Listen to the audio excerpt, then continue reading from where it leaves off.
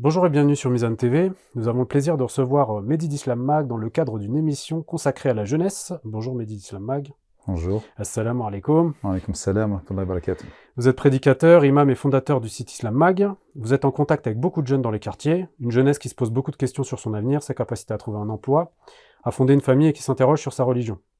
Ma première question, pour beaucoup de jeunes, la question de la relation aux femmes est un sujet complexe. Quels conseils pouvez-vous leur donner pour mieux aborder cette relation dans une société libérale où la sexualité et la vie amoureuse ne sont pas structurées par des repères moraux? Inch'Allah, on commence fort. Alhamdulillah wa salatu wa salam ala rasulillah wa ala alihi wa sahbihi wa man wala. C'est une excellente question. Et surtout la question de la femme en islam ou de l'homme, parce qu'on peut regarder d'un point de vue féminin ou masculin, eh bien elle est centrale. Pourquoi? Parce que lorsqu'un adolescent se retrouve confronté justement à ses pulsions sexuelles, parce qu'il est en train de grandir, parce que son corps est en train de changer, et parce qu'il a des besoins physiologiques, eh bien là il y a énormément de choses qui vont venir chambouler sa perception des choses. Et comme tu viens de le dire de manière très concrète, nous sommes dans une société libérale où tout est à portée de main. Et notre religion vient structurer justement le rapport à l'homme ou à la femme, d'un point de vue sexuel. Et donc là, ça va être très problématique pour mes petits frères et mes petites sœurs. Et d'autant plus que pour pouvoir s'émanciper de cette société, s'émanciper intellectuellement parlant, émotionnellement parlant, sentimentalement parlant, pardonne-moi, on a besoin véritablement d'avoir justement un équilibre matrimonial. C'est hyper important. Pourquoi? Parce que lorsqu'on a justement cette installation avec l'être cher, avec l'être aimé, eh bien, comme on l'a dit, on a les bases justement psychologiques, les bases émotives, sentimentales, pour pouvoir se projeter dans la société. C'est comme si tu vois un bâtiment, tu ne peux pas construire le premier, le deuxième ou le troisième étage si tu n'as pas déjà le rez-de-chaussée et les fondations. Et un exemple qui est très concret pour moi, c'est lorsque notre prophète, alayhi salatu wassalam, avant qu'il puisse recevoir la révélation, Allah Jalla fi'ala lui a donné notre mère Khadija radiyallahu anha. Il s'est marié avec elle, il a fait des enfants avec elle, il a été épanoui avec justement son épouse, dans son couple de manière matrimoniale. Et une fois qu'il a été installé justement dans cette vie familiale, Allah Jalla fi'ala lui a donné ensuite la révélation. On a besoin justement de ces besoins primaires pour pouvoir justement s'émanciper. Et donc la question de la relation homme-femme est cruciale parce qu'elle doit être légiférée et cadrée par la religion. Et donc le meilleur conseil que je pourrais donner à mes petits frères et mes petites sœurs, parce que nous sommes dans une communauté qui est traditionnelle, à savoir que pour pouvoir s'installer avec une personne de manière légale, il faut passer par le biais du mariage. Or, qui dit mariage, dit responsabilité. Qui dit responsabilité, dit organisation. Et on ne peut pas faire ça de n'importe quelle manière. Un jeune, il me dit, Mehdi, je suis fou amoureux d'une fille, mais son père, il ne veut pas. Je fais, mais tu as quel âge? Tu as 16 ans, 17 ans. Est-ce que tu accepterais, toi, si tu avais une fille, de la laisser partir avec un homme qui ne peut pas payer le loyer, qui ne peut pas s'occuper d'elle, qui ne peut pas la nourrir? Elle, là, elle est au chaud chez son père. Elle a un lit, elle a un endroit, elle a où s'habiller. Donc, si tu veux que son père puisse la laisser partir, il aimerait qu'elle ait au moins les mêmes conditions qu'elle pourrait avoir lorsqu'elles étaient chez lui. Qu'elles se sentent en sécurité. Exactement. Donc, je peux pas te laisser partir avec ma fille si toi-même t'es pas opérationnel. Et donc, qu'est-ce que tu es en train de faire? Lorsque tu établis une relation avec une fille, 15, 16, 17 ans, ben, qu'est-ce que tu fais? Tu es en train de te tirer une balle dans le pied. Parce que tu vas avoir des émotions, des sentiments pour cette fille-là. Tu aimerais passer d'ailleurs à l'état supérieur parce que lorsqu'on aime quelqu'un, on aime les câlins, affectueusement parlant, on a envie de matérialiser cet amour, mais tu peux pas le faire parce que justement, t'es pas dans la légalité, entre guillemets, religieuse. Donc, pourquoi tu te fais du mal? Construis-toi d'abord, prends un salaire, réussis tes études, fais en sorte d'être installé dans la vie pour ensuite, bi'idhnillah ta'ala, te projeter dans la deuxième étape. Et c'est ce que nous dit en substance le prophète, alayhi salatu wassalam, Ya ma'shara shabab, ô vous les jeunes, man istata'a minkumul ba'ata falyatazawwaj, que celui qui a les moyens physiques et financiers, eh bien qu'il se marie. Donc, condition pour pouvoir penser à un mariage, établis-toi financièrement parlant. Pour simplifier les choses, quels sont les pièges à éviter pour un jeune? Parce qu'aujourd'hui, la plupart des jeunes, sur les réseaux sociaux, ils vont parler à des filles, à des garçons. Qu'est-ce que vous leur conseillez? En fait, notre société, elle est minée pour un jeune. Il faut appeler un chat un chat. Si ce n'était pas justement cette force de transcendance avec le divin, avec Allah subhanahu wa ta'ala, c'est impossible de pouvoir s'en sortir. À l'école, mixité. Sur les réseaux sociaux, kholwa, à savoir intimité avec le sexe opposé. Que tu le veuilles, que tu le veuilles pas, dehors, dans la rue, dans les boîtes, dans les sorties, dans les plus grands cas d'adultère, parce qu'on parle des jeunes, mais on parle également des jeunes adultes également, ou ceux qui ont été mariés, les plus grands cas d'adultère, c'est dans le milieu professionnel.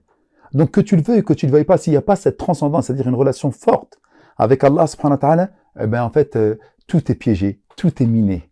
Tu peux rien faire, que tu sois marié ou pas marié. C'est une société qui pousse justement, on voit même des sites qui proposent les relations extra-conjugales sans aucun problème. Donc tu vois bien, regarde Netflix, les propositions, regarde Prime Video, regarde toutes les plateformes de vidéos, regarde tous les sites, tous les réseaux sociaux, etc. C'est tout en rapport, malheureusement, avec le sexe. Regarde la pornographie. C'est la plus grande utilisation de bande passante dans le monde est en rapport avec la pornographie. Donc même un jeune qui ne veut pas tomber sur ces choses-là va foncièrement avoir des suggestions dans son téléphone ou même dans la rue qui vont le pousser à cela. Donc pour dire éviter quel piège il faut éviter, en fait, il faut tout éviter. Mais au lieu de parler d'éviter tel ou tel piège qui sont innombrables, essaie plutôt de construire ta relation dans ton intimité avec Allah subhanahu wa ta'ala. Parce que le seul qui va pouvoir te protéger, et je parle de manière sincère, c'est Sa Majesté Allah subhanahu wa ta'ala. C'est primordial. Parce que c'est celui qui nous voit lorsque nous sommes tout seuls, dans notre intimité ou en groupe, et qui connaît le tréfonds de nos personnes. Donc le meilleur conseil que je puisse donner à un jeune, s'il veut réussir sa vie, s'il veut être épanoui et avoir la baraka, parce qu'au début c'est facile d'assouvir un besoin sexuel primaire, animal, bestial, mais si tu veux vraiment réussir et construire quelque chose de solide qui va durer bi'idhnillah ta'ala dans ta vie, construis d'abord ta relation dans ton intimité avec Allah. C'est le meilleur conseil que je puisse donner. Ma dernière question sur ce sujet, pour beaucoup de jeunes, c'est compliqué de trouver une épouse ou un époux. Peuvent-ils s'engager avec une ou un inconnu? Comment faire pour rencontrer une personne et se marier sans connaître cette personne? Alors là, cette question-là n'est pas proprement dit exclusive aux jeunes, mais là, il y a une autre implication qui vient, c'est les parents. Je vais donner mon exemple. Mes filles sont en âge de se marier et alhamdoulilah, elles sont mariées. Et qu'est-ce qui s'est passé? Il y avait une proposition. On sait très bien que nous sommes à une époque où on ne va pas se marier avec une personne qu'on ne connaît pas. Mais la personne, elle est venue par la grande porte principale.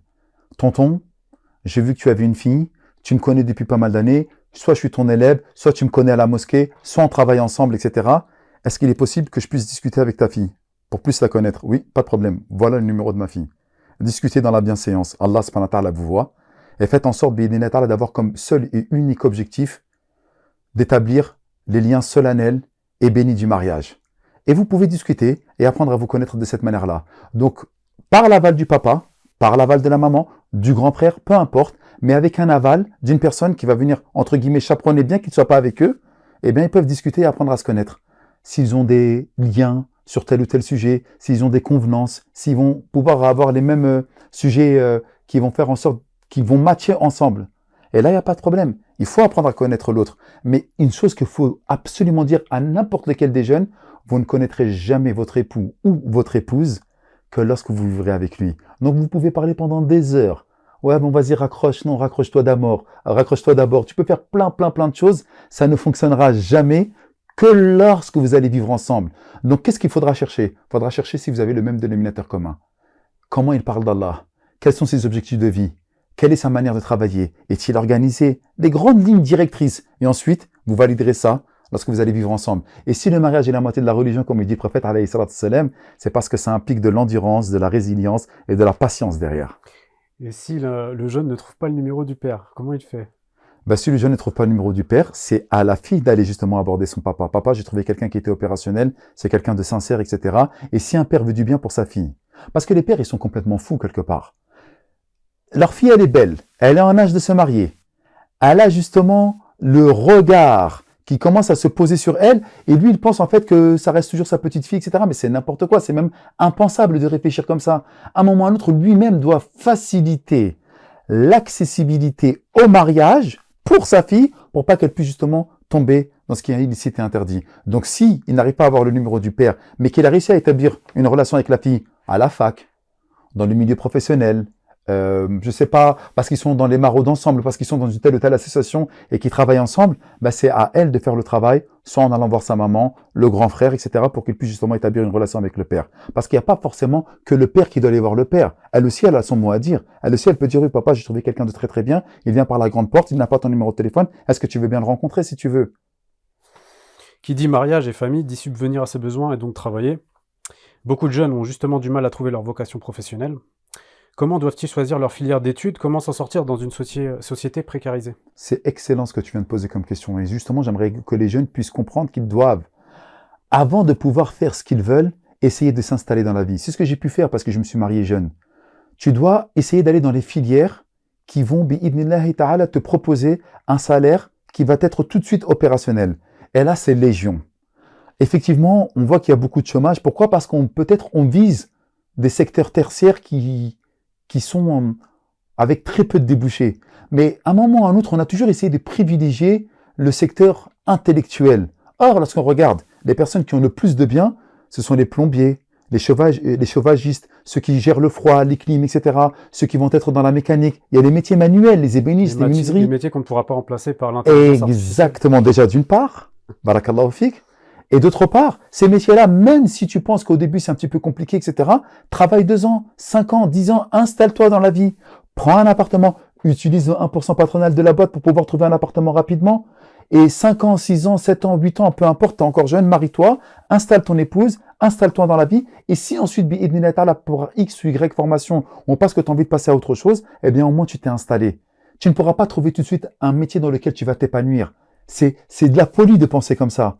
Au début, fais les métiers qui sont porteurs en informatique, cybersécurité, développement, réseau. Il y a énormément de métiers que tu peux faire si tu es intellectuel ou si tu es manuel pour commencer d'abord à t'installer. Une fois que tu es installé, que tu as trouvé ton appartement, travaille dans les ascenseurs. On est en train de chercher partout des techniciens ascenseurs, tellement il y a des ascenseurs partout ou escalators. Trouve un métier qui va être utile pour t'installer. Même si tu n'aimes pas, même si tu as un bac+5 en philo, etc., fais un métier qui va te permettre d'avoir une rentrée d'argent.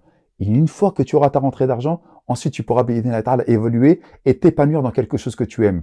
Mais au début, il faut t'installer pécuniairement parlant, matériellement parlant dans la vie. Et c'est le conseil le plus important que je dis. Donc regarde les filières qui sont porteuses et tu vas pas rester toute ta vie là-dedans. Moi j'ai travaillé pendant 12 ans dans la filière informatique. À la fin ça m'a énervé. J'ai fait mon petit pécule et alhamdoulilah j'ai pu aller aller voir sous d'autres horizons.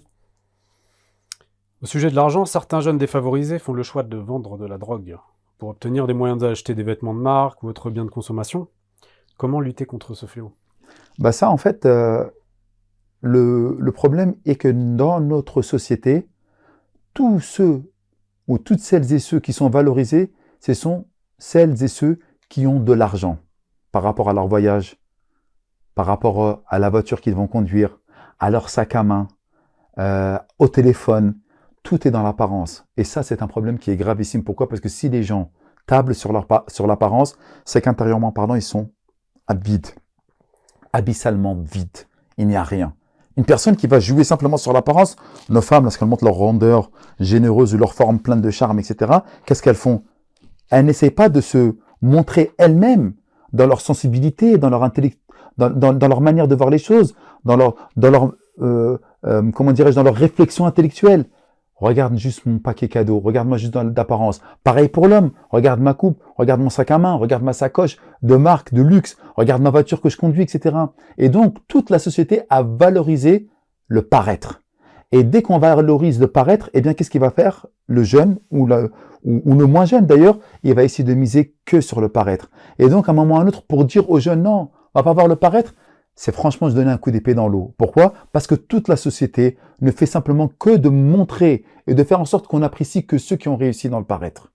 Alors pour pouvoir justement combattre ce fléau, il faut remplir le vide abyssal qui est en chacun de nous et non pas simplement que des jeunes.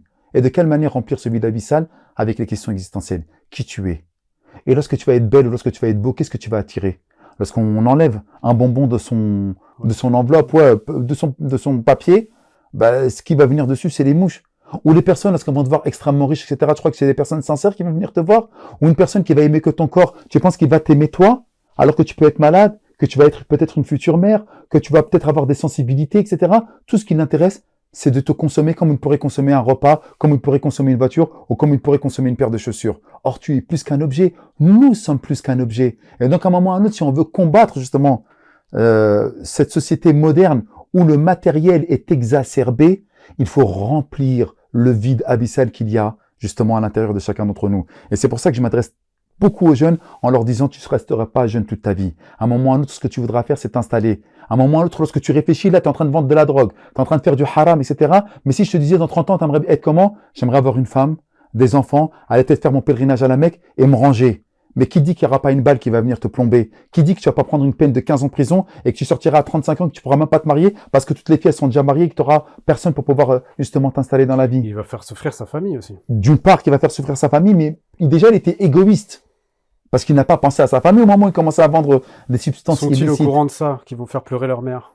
Ben, et c'est la raison pour laquelle que là, on a quelque chose qui est plus fort que nous. Et donc, qu'est-ce qu'il faut faire pour ces jeunes? C'est de manière très fraternelle de leur dire, tu n'es plus qu'une apparence, tu n'es plus qu'un objet. Et c'est pour ça que je dis qu'il faut absolument leur donner leur identité. Tu viens de quelque part, tu portes un nom et tu as des objectifs nobles de vie. Travailler justement cette partie égoïste de leur personne en leur disant, tu as besoin de te développer, mais c'est pas dans l'aspect matériel des choses que tu vas réussir, mais c'est en te construisant intérieurement parlant. Et la meilleure des choses qui construit intérieurement parlant, c'est la relation avec Allah subhanahu wa ta'ala, l'islam. Est-ce que dans votre parcours, vous avez l'impression que beaucoup de jeunes ont encore cette crainte ou cette conscience qu'ils ont un créateur au-dessus d'eux? Et à mort. Aujourd'hui, en France, il y a des personnes qui sont dans l'école de Marianne, dans l'école de la République, et qui ont fini le Coran. Il y a des personnes qui sont en train d'apprendre le dîn. Si moi, je suis connu sur les réseaux sociaux, c'est qu'à un moment ou à un autre, malgré les réseaux sociaux, parfois on m'appelle l'imam TikTok, c'est que même s'il y a tout et son contraire qui est proposé, il y a justement l'aspect religieux qui est mis en évidence. Et on me reconnaît dans la rue, et on vient me saluer par rapport au contenu religieux que je propose. Qu'est-ce que ça dit? Qu'est-ce que ça indique? C'est qu'à un moment ou à un autre, il y a toujours un choix à faire.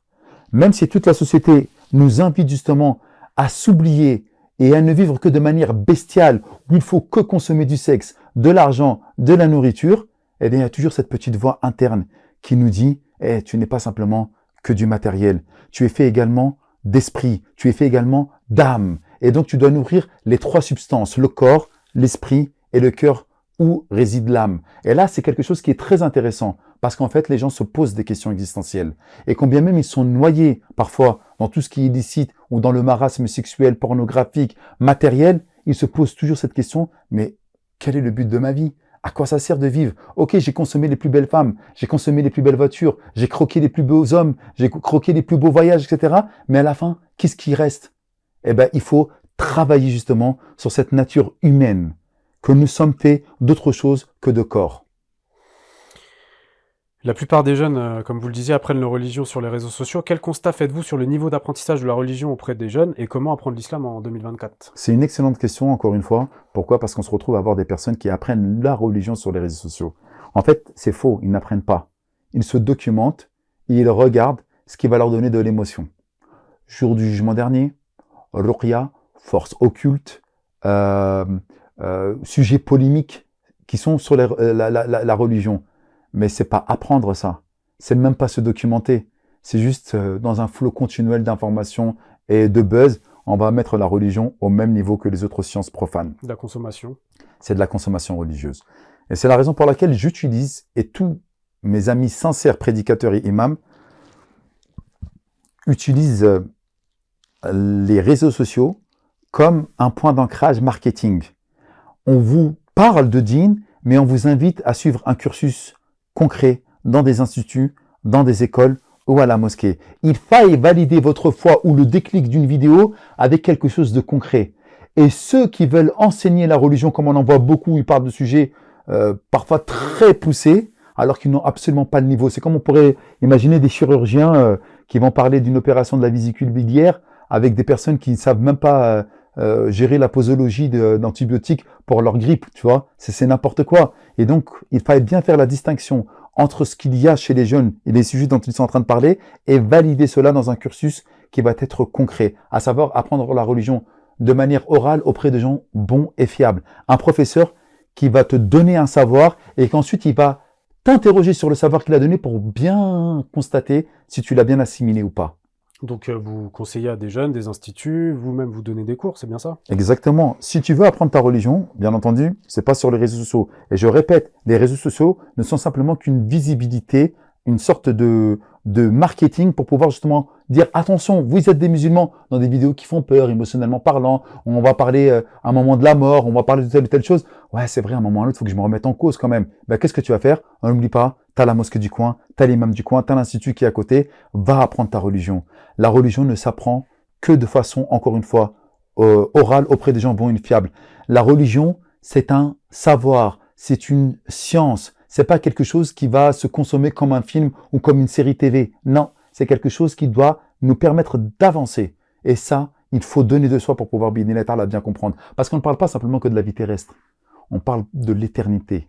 Et tous nos frères, qu'ils soient dealers, qu'ils soient escortes, qui vendent du haram, qui travaillent dans des choses qui sont haram, à un moment ou à un autre, il entend son tic-tac de son horloge biologique qui le mène inéluctablement vers la fin de sa vie. Et donc, il se pose tout le temps la question, qu'est-ce qu'il y a après la mort? Qu'est-ce qu'il y a après la mort? Commence à te préparer maintenant. C'est pas une mince affaire. Vous avez récemment déclaré qu'il fallait purifier son cœur avant d'apprendre la science religieuse. Comment y parvenir? C'est une excellente question. Je sais que j'arrête pas de répéter, c'est une excellente question, mais les questions, je vois, elles ont été travaillées, et effectivement, c'est vrai. En fait, le cœur, c'est un récipient. On va voir des gens qui ont appris la religion, mais qui vont arroser des terrasses de café. Mais c'est la vérité. Ils ont appris quel type de religion? Déjà, leur cœur, est-ce qu'il était purifié? Parce que dans tous les savants, ar-Rabbaniyoun, ceux qui vont éduquer, avant de pouvoir mettre un savoir, il faut éduquer. Avant d'instruire, il faut éduquer. Et pour pouvoir éduquer, il faut déjà nettoyer le cœur pour ensuite y mettre, justement, cette noble science qu'est l'islam. Et lorsqu'on voit des frères, et qu'on les voit aujourd'hui, qui sont en train de tirer sur leurs coreligionnaires, en leur disant que ce sont des innovateurs, en les excommuniant de la religion, en leur disant que c'est des gens qui n'ont absolument rien à voir, que ce sont des égareurs, etc. Le problème, c'est qu'ils ont pris la religion sur un cœur qui n'était pas sain. Avant de pouvoir justement apprendre cette belle et noble religion, pour ne pas en faire n'importe quoi derrière, il faut d'abord purifier encore une fois le cœur. Et celui qui va purifier le cœur, c'est le savant, c'est le muallim ar-Rabbani, celui qui va éduquer, parce qu'il connaît justement les faiblesses. Lorsqu'il va aborder tel ou tel sujet, il va voir l'élève de quelle manière il va commencer à répondre, de quelle manière l'élève il va commencer à assimiler l'information. Et donc c'est là il va commencer à travailler le travail d'éducation. Pour qui tu te prends? T'es mieux que Malik? T'es mieux que Abu Hanifa? T'es mieux que Az-Zuhri? T'es mieux qu'un tel et un tel? Là, tu me donnes quoi? Ton avis personnel, et tu me donnes un avis qui est basé sur l'état facile, etc. Et là, le travail d'éducation commence. Et lorsque la personne, elle est sincère, elle restera. Mais lorsque la personne, elle est orgueilleuse, qu'est-ce qu'elle va faire? Elle partira, elle ne supportera pas. Et c'est la raison pour laquelle la purification des cœurs, c'est comme en fait un mu'allim, c'est comme un joaillier. Nous sommes tous des diamants bruts. Mais pour pouvoir être posés et sertis sur un anneau ou sur un beau collier, eh bien, il faut passer par le polissage chez le joaillier pour pouvoir, machallah, briller de toute sa splendeur. Et moi, je vois le mu'allim ou le savant, justement, ar-Rabbani, qui va faire ce travail-là. Donc, purifier son cœur avant, justement, de pouvoir apprendre la religion. C'est très, très important. En termes concrets, purifier son cœur, c'est apprendre à gérer son ego personnel, à prendre la patience, à savoir gérer sa vigueur de la jeunesse, mais dans le bon sens du terme. En un mot, purifier son cœur, c'est de savoir que je ne connais rien. Tout simplement. Et que le prof qui est en face de moi, c'est lui qui va m'enseigner. Apprendre l'arabe pour pratiquer sa foi, est-ce obligatoire? Et quels sont les moyens d'accès à cette connaissance? Alors là, pour celui qui va apprendre l'arabe, il a 1001 moyens d'apprendre. Est-ce obligatoire d'abord? Bien, pour moi, c'est une obligation. Parce que le message islamique est véhiculé en langue arabe. Le Coran, si tu veux être touché par le miracle divin, tu dois le lire en langue arabe. Sa beauté, ses ramifications, ses délices, son raffinement passent dans la langue arabe. D'ailleurs, même une personne non croyante, j'ai bien dit non croyante, elle va écouter le Coran, elle va voir la beauté simplement de la langue et de la mélodie du Coran. Parce qu'il parle de miracle déjà pour le Coran. Déjà, par rapport à ça, il y a un miracle. Mais encore une fois, on est simplement dans un miracle auditif, d'accord? Il n'y a absolument rien derrière. Mais pour pouvoir comprendre les ramifications, il faut absolument comprendre l'arabe. Parce qu'à chaque fois, en fait, que tu vas écouter une traduction, il y a déjà une trahison. Il y a déjà un parti pris. N'importe qui va commencer à traduire, par exemple, il va traduire les versets du Coran, il y a combien de mufassir, d'exégètes qui ont expliqué ce verset d'une telle ou telle manière? Celui qui va traduire, il ne va pas mettre tous les exégètes. Donc, il va le traduire selon sa manière de voir. Donc, déjà, tu as une vision biaisée du verset. Tu as une vision biaisée du hadith. Parce que lorsqu'on va parler, je ne sais pas, d'une mas'ala fiqhiyya, on regarde simplement les 4 obédiences des 4 écoles, et il va y avoir 4 avis sur une affaire qui va être légiférée. Lui, il va choisir justement un parti pris. Mais si tu as accès aux sources arabes, tu auras une vision beaucoup plus large, beaucoup plus nuancée et donc beaucoup plus humble et beaucoup plus modeste. Tu ne diras pas non, c'est que ça et pas autrement. Mais lorsque toi, tu es français et que tu comprends rien du tout, tu vas ouvrir un livre, on va te dire, tiens, sur cette mas'ala-là, il n'y a que ça qui marche. On va te dire, non, mais moi, je l'ai lu, ça. Mais si tu avais eu accès à la langue arabe, eh ben, tu aurais vu, en fait, subhanallah, qu'il y avait beaucoup, beaucoup d'autres visions sur cette mas'ala-là. Et donc, pour moi, l'obligation d'apprendre la langue arabe est primordiale pour pouvoir s'ouvrir justement sur l'islam et ses ramifications. Et tout simplement dans sa pratique au quotidien, déjà pour être concentré pendant la prière, la lecture de Coran quotidienne. Et comment justement apprendre l'arabe aujourd'hui, en 2024 en France? Bah, tu as des instituts en ligne. Tu as les mosquées qui enseignent l'arabe. Tu as les instituts qui enseignent l'arabe. Tu as des pays comme l'Égypte, comme l'Arabie Saoudite, comme la Tunisie, comme l'Algérie, etc., comme au Maroc, où ils ont des cursus spéciaux qui vont te permettre d'apprendre la langue arabe. On regarde, en un mot, celui qui veut faire quelque chose trouve un moyen, et celui qui veut pas faire quelque chose trouve des excuses. Aujourd'hui, en 2024, avec tous les logiciels, les applications et tous les profs qui peuvent donner, il y a même des cours en distanciel avec un vrai prof que tu vas payer 15, 20 euros par mois, qui est en Égypte, qui est un Égyptien, qui va t'apprendre la loura. Et toi, tu es confortablement assis dans ta chambre. Beaucoup de jeunes ne trouvent pas leur place au sein de la société et se posent de multiples questions sur leur identité. Que leur conseillez-vous? Je parle d'identité au sens, un jeune, par exemple, d'origine maghrébine, malienne, de confession musulmane, il ne se sent peut-être pas français. Comment il gère son identité aujourd'hui? Bah ça, c'est une grosse problématique parce que, en tout cas pour ma part, ce qui m'a permis de venir vers l'islam, c'est que très jeune, on m'a montré en fait que je n'étais pas français. C'était clair. Lorsque je suis parti pour chercher un emploi sur le marché de l'emploi, bah, j'ai envoyé 200 CV, j'en avais qu'une ou deux réponses pour me dire en fait que j'étais refusé. Donc là, je comprenais très clairement que c'était compliqué. Lorsque je faisais des demandes pour un appartement, bah, il n'y avait pas de réponse. Et la plupart du temps, si j'avais des réponses, c'était que de manière négative. Donc là, tu dis, oh, attends, qu'est-ce qui se passe? Et là, j'ai remarqué en fait que je venais de l'autre côté de la Méditerranée. Mais lorsque je vais de l'autre côté de la Méditerranée, je me rends compte également qu'on ne me voit pas comme un Maghrébin ou un Tunisien, Algérien, un Marocain. Non. On montre en fait que tu es quelqu'un qui vient de l'autre côté de la Méditerranée, mais là, du côté français. Et donc là, je me dis, oh, mais je suis quoi en fait? Et j'ai remarqué que j'étais hybride dans mon identité. J'avais beaucoup de côté français, j'avais beaucoup de côté maghrébin. Et là, je me dis, mais en fait, qui je suis? Et en me posant justement ces questions existentielles, qui j'étais, pourquoi mon père est venu en France, d'où je viens, etc., bah, naturellement, je me suis orienté vers l'islam. Et nous avons un point commun, bien que parfois les maghrébins, qu'ils soient algériens, marocains, égyptiens, tunisiens ou même subsahariens, maliens, ivoiriens, sénégalais, bah, subhanallah, on s'est retrouvés presque, le terme est peut-être fort, je le conçois et je le reconnais, apatrides. Et on avait un dénominateur commun. On n'avait pas la même langue, on n'avait pas les mêmes origines, on n'avait pas les mêmes mœurs ni la même culture, mais on avait ce même dénominateur commun que ici nous n'étions pas reconnus, dans nos pays respectifs nous n'étions pas reconnus, mais lorsqu'on allait à la mosquée, on était dans un même rang. Et ça, c'était extrêmement fort. Et là, tu remarques qu'il y a une population française, bien que nous sommes de mœurs et d'origines différentes, mais on se reconnaît dans cette manière d'être, à savoir que nous sommes des Français d'origine musulmane. Pas d'origine, mais que nous sommes des musulmans. Et ça, c'est très, très fort. Et donc, pour pouvoir justement dire aux jeunes qu'aujourd'hui, il n'y a plus de frontières déjà grâce à Internet, grâce à la mondialisation, s'ils veulent véritablement se trouver, n'allez pas chercher dans votre patrie, n'allez pas chercher dans le pays dans lequel vous vivez. Vous pouvez peut-être avoir, écoute bien, ça c'est très important, plus d'affinité avec un Américain, Afro-Américain du Bronx qu'avec votre frère tunisien ou malien. Pourquoi? Parce que lui, il va subir les quartiers, la drogue, les guerres de corner, de ghetto, etc., la police, et vous allez avoir plus d'affinité avec une personne qui est de l'autre côté de l'Atlantique qu'une personne qui est proche de vous. Pourquoi? Parce que vous vivez dans un même environnement, un environnement instable ou qui est gangréné par la violence, par les drogues, par la prostitution, les quartiers en fait, tu vois. Et là, tu te dis, ouais, mais lui, il est comme ça. Et qu'est-ce qu'il a trouvé, lui? Où il a trouvé son bien-être? Où il a trouvé sa manière de trouver sa sérénité, sa tranquillité? Bah, la racaille du Bronx, il l'a trouvé dans l'islam et dans la mosquée qui était là-bas. Bah, nous aussi, on trouve notre bien-être et notre stabilité dans la mosquée du quartier. Et ça, c'est quelque chose qui est extrêmement fort. Mon discours est foncièrement islamique et je le fais exprès. Parce que c'est comme ça qu'on va réussir. Et encore une fois, cet entretien s'adresse en particulier aux musulmans et bien entendu à mes concitoyens non musulmans pour qu'ils comprennent un petit peu la mentalité de leurs concitoyens musulmans. Puis ça peut toucher aussi des jeunesses de quartier ou pas qui sont touchées par ces questions, qui ont peut-être des religions qui sont plus conservatrices, ou même des gens qui ne sont pas concernés par ces questions directement, mais qui se posent des questions. Exactement. Ma dernière question, justement, on va terminer là-dessus. Pour finir, quels sont les livres que vous conseillez aux adolescents et aux jeunes adultes? Pour pouvoir, encore une fois, s'établir identitairement parlant, pour que tu saches qui tu es.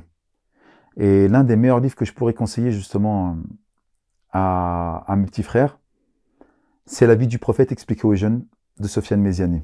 Pourquoi? Parce que tu ne peux pas savoir qui tu es si tu ne comprends pas le message islamique. Et tu ne peux pas comprendre le message islamique si tu ne sais pas sur qui il a été révélé. Vraiment, pour moi, c'est quelque chose de très, très important. Ça, c'est pour les jeunes. C'est un livre qui est facile et qui va leur permettre de comprendre qu'est-ce que l'islam et pourquoi l'islam. Et ensuite, un autre livre qui est pour moi très fort et qui demande un peu plus de compétences intellectuelles, c'est L'islam entre l'Est et l'Ouest d'Izebigovic, Alija Izebigovic. Ça, c'est un livre qui est très fort et qui va expliquer pourquoi l'islam est une religion foncièrement logique et qui est en adéquation avec son temps. Parce que dès qu'on parle de religion, on pense en fait à une religion d'attardés, à une religion ancestrale, à une religion de barbares, à une religion qui n'est plus en conformité avec son temps. Or, lorsqu'on lit ce livre-là, on comprend parfaitement que l'islam s'adapte à toutes les coutumes, à toutes les cultures et à toutes les époques. Pour voir que l'islam a réussi à s'adapter aux Malaisiens, aux Maliens, aux Maghrébins, aux Brésiliens, à Medellín en Colombie, et qu'il arrive à s'adapter à toutes les cultures et qu'il accepte toutes les cultures tant que le culte est respecté, bah là on voit en fait que c'est un message qui vient justement d'Allah subhanahu wa ta'ala, de Dieu. Et ça pour moi c'est quelque chose de très important. Donc c'est vraiment les deux livres que je conseillerais, bien que le deuxième demande un effort intellectuel un peu plus poussé que le premier. Alija Izetbegovic, donc, qui était un musulman européen, ancien président de la Bosnie. Exactement. Musulman européen, c'est très important ce que tu viens de dire parce qu'il comprend le contexte occidental. C'est très important. Et qu'il a étudié les études philosophiques occidentales. Il a parlé de Nietzsche, il parle de Spinoza, il parle de tous les philosophes et il confronte justement les philosophies qui ont fait justement le monde occidental en rapport avec le dogme islamique. Très très fort. Merci Mehdi Islam Mag. Merci à toi. C'est la fin de cet entretien. Je rappelle que vous êtes prédicateur, imam et fondateur du site Islam Mag. Je remercie nos auditeurs pour leur écoute. N'hésitez pas à vous abonner, à activer la cloche des notifications. Surtout à partager cette émission. Et puis je vous dis à très bientôt sur Mizan TV.